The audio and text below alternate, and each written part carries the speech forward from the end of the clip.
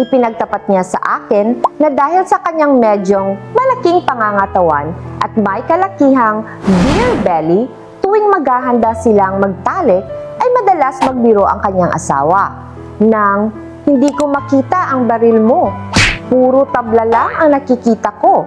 Kamakailan lang, may tinanggap akong isang kaso ng isang kliyenteng lalaki na lubos ang kawalan ng kumpiyansa sa sarili. Ipinagtapat niya sa akin na dahil sa kanyang medyong malaking pangangatawan at may kalakihang beer belly, tuwing maghahanda silang magtalik ay madalas magbiro ang kanyang asawa nang hindi ko makita ang baril mo. Puro tabla lang ang nakikita ko. Sinabi niya sa oras na iyon ay nagpanggap na lamang siyang tumawa para malampasan ang nangyari. Ngunit sa katunayan ay lubos na nasaktan at natapakan ang kanyang hinhin sa loob. At totoo naman na tuwing sasabak sa laban, saglit lang siyang nakikipagtalik ay kingal kabayo na siya at pagod na pagod. Wala ng lakas upang ipakita ang kanyang forma. Sa ilalim ng pananaw ng aking propesyon, ganap kong nararamdaman ang matinding inis at labis na panliliit ng kanyang sarili sa likod ng mga pilit na tawang iyon. Sa buhay silid-tulugan, nais ng bawat lalaki na siya ang laging pinakabuong giting at pinakaporma sa mga mata ng kanyang katuwang sa buhay. Ang pagkakaroon ng medyong malaking pangangatawan ay hindi kasalanan. Ngunit kung titignan ng tapat ang katotohanan ng kwentong ito, ay nakikita kong kinakaharap ninyo ang isang seryosong problema sa pare-parehong aspeto ng psikolohiya at kalusugang sexual.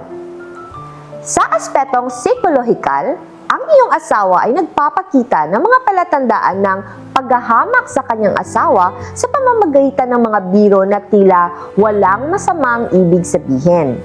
Sa buhay, walang lalaki ang gustong hamakin siya, maging ito man ay sa kakayahang kumita ng salapi o sa kakayahang sa ibabaw ng kama. Ang pakiramdam na ibinababa ang iyong kakayahan sa kama ay napakasakit. Para sa mga lalaki, ang oras upang ipakita ang kanilang lakas ay kapangyarihan ay ang mismong sandali ng pakikipagtalik. Subalit sa taong pinakagusto ninyong mapahanga, kayo pa ang mismong pinagtatawanan at pinipintansan ng taong iyon na puro taba lang ang nakikita. Kaya ito ay lubhang nakakadismaya at nakakawalang kapangyarihan. Ang pagsasalita ng asawa mo ng ganoong pangungusap ay nagpapatunay na kulang siya sa kaunting paggalang na nararapat para sa lakas ng iyong pagkalalaki. Sa aspetong biolohikal, kailangan ninyo ring tapat na tingnan ang inyong sarili kung talagang may kinakaharap kayong problema o wala. Ang mga lalaki ay madalas nang mapagmataas at bihirang umamin na sila ay mahina. Ngunit bilang isang doktor, tapat ako nagpapayo, kailangan ninyong maunawaan ng mabuti ang inyong katawan upang maghanap ng paraan na itama ito. Sa halip na kapag pinintasan ka sa laban, ay manghihinakit kayo. Kapag hinayaan ninyo ang kondisyon ng beer belly at labis ng taba sa mahabang panahon, ang mataas na antas ng taba sa dugo o ang kolesterol ay magbabara sa mga tubo na nagiging sani upang ang dugo ay hindi makadaloy ng maayos patungo sa maliit na kapatid. Iyon ang dahilan kung bakit sagit lang kayong gumagawa ay hingal kabayo na kayo dahil hindi na kaya ng inyong cardiovascular system. Kayo mismo ang naglilibing sa inyong sariling lakas sa ilalim ng taba sa tiyan na iyan. Kapag ang inyong sarili ay hindi sapat ang kabutihan at hindi sapat ang tibay, normal lamang na mamintas ang babae. Kung talagang ikaw ay mahina at madaling mapagod, kailangan mong maghanap ng paraan upang mapabuti ito agad para maging mas magaan ang katawan. Mas malakas ang maliit na kapatid, mas matigas at mas matagal ang pagtayo. Kapag ang katigasan ay matatag na, kasama ang katibayan ng katawan, kusa ring magbabago ang saloobin ng babae. Ngunit tapat kong sinasabi, ang pagbabagong iyon ay hindi magagawa sa loob ng 1 o 2 araw, kundi ay isang buong proseso. Kailangan mong iakma ang iyong pamumuhay upang maging mas malusog. Panatilihang relax ang isip at bumuo ng isang maayos at may moderasyong buhay sexual. Kumain ng may siyentipikong paraan. Magdagdag ng sapat na nutrisyon, kumain ng maraming gulay at bawasan ang taba upang muling buksan ang mga daluyan ng dugo. Mag-ehersisyo ng regular, lalo na ang mga ehersisyo na sumusuporta sa pagpapahusay ng kakayahan sa pagpapatigas at katibayan ng katawan. At ang isa pang napakahalagang kadahilanan ay ang testosterone. Sa mga lalaki, may labis na timbang.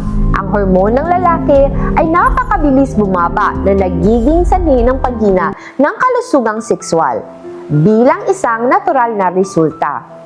Kaya naman, kailangan mong unahin ang mga ligtas na solusyon na may natural na pinagmulan upang buksan ang daloy ng dugo. Iwasan ang pag-abuso sa mga hindi lesensyadong gamot dahil ang mga produktong iyong ay madaling magdulot ng mga side effect at makaapekto sa kalusugan sa mahabang panahon. Sa iyong kondisyon, inirekomenda kong gumamit mo ng Adenafil 100. Ito ang numero 1 na produkto para sa mga lalaki sa Asia sa loob ng higit 20 taon na tumutulong sa daang-daang milyong Ginoo na mabawi ang isang ganap na buhay sexual. Ang produkto ay legal na imported mula sa India na may 100% natural na hibal na sangkap na ligtas, mabuti at hindi nagdudulot ng anumang side effect. Lalo na ang Adenafil 100 ay nakamit ang mahigpit na sertipikasyon ng kalidad mula sa parehong US FDA at Philippines FDA at kasabay nito ay ang pinarangalan sa pagtanggap ng parangal bilang Produkto ng Taon sa prestigyosong Global Health Asia Pacific Awards. Gamit ang kredibilidad ng isang espesyalistang doktor, handa akong mangako sa pamamagitan ng isang warranty card na nagkakahalaga ng 10,000 pesos kung ang produkto ay hindi maghahatid ng bisa sa inyo. Ang lalaki ay hindi mahina kapag marunong siyang tumingin sa kanyang sarili at maghanap ng paraan upang magbago. Ipakita mo sa kanya na sa ilalim ng taba ng tiyan ay may isang mababangis na hayop na naghihintay lamang na magising. Huwag mong hayaang maging huli ang lahat. Kung nais mo ng mas masusing konsultasyon para sa iyong kondisyon, maaari kang direktang magmensahe sa akin. Sasamahan kita ng ganap na libre at may kumpidensyal na pribado. Huwag mong hayaang manatili ka sa kahinaan. Mag-message ngayon para sa libre, pribado at confidential na konsultasyon.